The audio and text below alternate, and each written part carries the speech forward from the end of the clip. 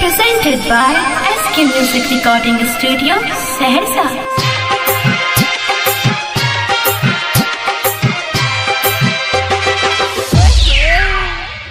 प्यारी निक संस्कारी छे हेन रामायण में सीता छे जेहन।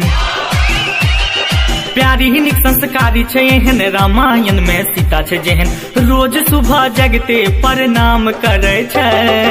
हमर कनिया हमरे भगवान कहे छे। हे हो हमर कनिया हमरे भगवान कहे छे।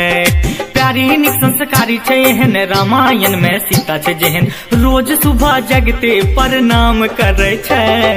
हमर कनिया हमरे भगवान कहे छे। हाँ हाँ हमर कनिया हमरे भगवान कहे छे।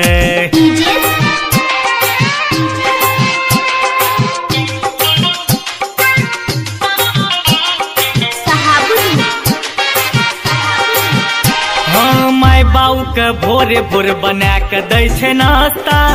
टूटंच रखने छे घर के व्यवस्था। घर के व्यवस्था हाँ हाँ माय बाऊ के भोरे भोर बना के दै छे नाश्ता।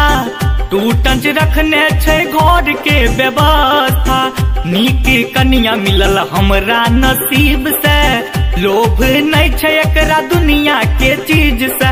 बड़ छोट सबके समान करे छे। हमर कन्या हमरे भगवान कहे छे। हे हो हमर कन्या हमरे भगवान कहे छे। भगवान कहे छे।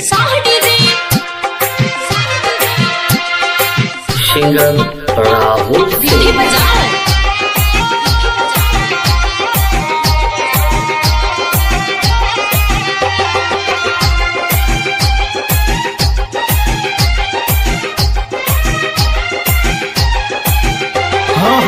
जहिया सहले ऊ हमरा घर में जगह बनल के सबके दिल के भीतर में।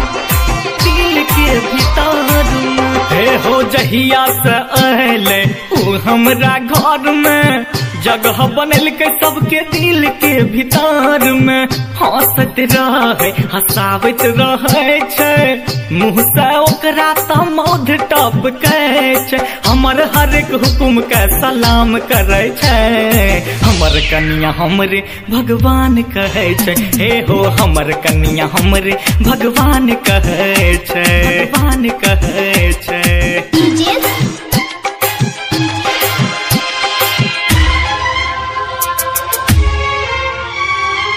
नहीं छे गोरू नहीं छे हो कारी। स्वर्ग के परी जेना लागे प्राण प्यारी।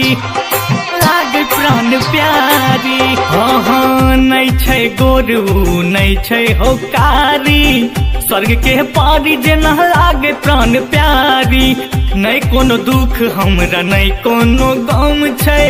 हमरा साथ में तो हमर सनम छे। साथ